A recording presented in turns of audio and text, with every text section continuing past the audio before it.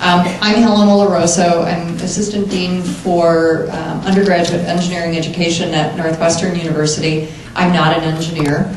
Little disclaimer, I'm a political science major, which for those of us who've worked in colleges and universities, we know that this ideally suits you to deal with everything, all things university related. It's, what do they say about universities? The only reason the politics is so intense is that the stakes are so low. The stakes are very high today. That old joke doesn't really hold much water anymore. I'm going to give you a different perspective, however, on to complement that which has just been said. And that's the perspective from the career advising point of view. We run, in the McCormick Office of Career Development, we run programs in cooperative education, internships, service learning, and undergraduate research. So my office touches the lives of probably 2/3 of the undergraduates and a lot of the grad students in engineering.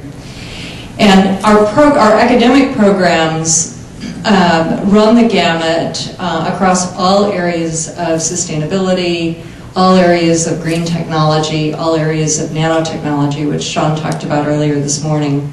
And I would second what he said, that nanotechnology really is the driver behind the green movement.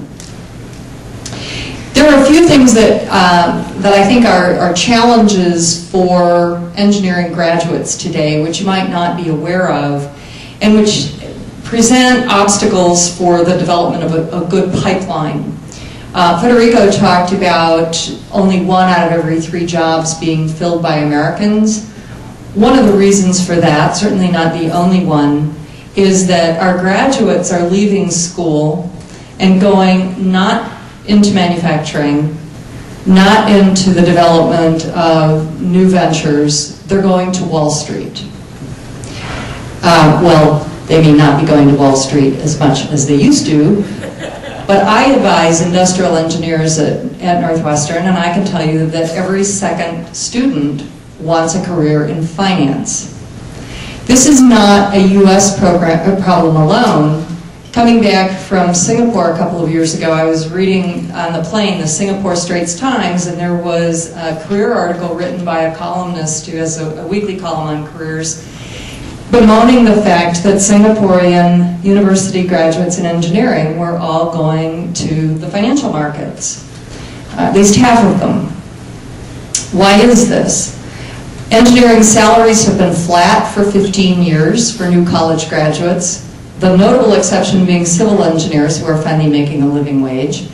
But virtually all of them, from chemical engineering to virtually every other kind of engineering, salaries have been flat.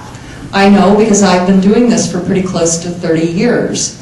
And I'm always amazed at how little movement is made in graduate engineering salaries, at least at the bachelor's level. So that's one thing. The second thing is the cost of education, and I'll take Northwestern out of the picture. It's, it costs $1 bazillion to go there, we all know that. But we have some very, very low income students going through Northwestern on, a very high level of support. So it isn't just what comes out of a family's own pocket, it's the price tag, I realize that. But when you're graduating from a university with $50,000 or more in debt, Wall Street salary offers look pretty good, okay? That's one thing. The second obstacle that we face is the number of students who are going to China and India for jobs. And these are US students, and they're going to China and India because the salaries relative to the cost of living are much higher. That's one thing. And the second thing is that they have an attribute which is not culturally a part of either India or China, and that's entrepreneurship. The credit crisis here has choked off a great deal of the entrepreneurial ventures that a lot of our students would be engaging in. And so while entrepreneurship is not necessarily something that Chinese and Indian graduates find outlets for in their own economies, it's really valued, and so American graduates are being paid to come and bring that characteristic with them. So we face some challenges within our own graduating university engineering pool. Some of the things that, you know, when I meet with recruiters from General Electric and I tell them, your competition is not Philips, okay? It's not any other vertically integrated manufacturing company. It's, you know, Bear Stearns. Well, it was Bear Stearns. It's Boston Consulting Group.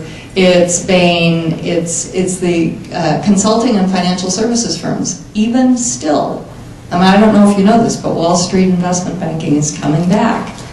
All right, and they are rating our campuses for young engineering students who have the kind of computational skills and analytical abilities that they're looking for, that frankly they're not getting out of undergraduate business administration programs. So it's kind of a serious problem. A couple of other obstacles that I see, one is that you might not realize this, but it's very difficult for a student in Illinois to transfer from a community college to a four-year university.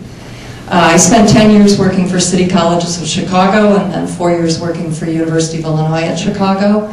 So I've seen firsthand the problems that students face if they don't complete an Associate of Arts or Associate of Science degree.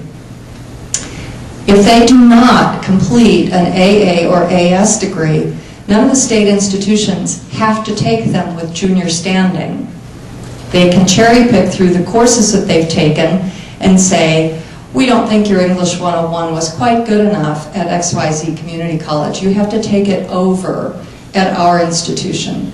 This is a barrier for students to transfer. And unfortunately, a lot of our manufacturing programs at the community college level give an Associate of Applied Science degree, not transferable in total to the four-year universities. So that's another pipeline barrier. In addition to that, we do have some fine examples of private institutions and public institutions that are developing good 2+2 programs and moving people from community college high-tech programs into engineering. IIT is one, Northern is another, and there are a few other examples. But this has required a lot of local political will to overcome the barriers for transfer.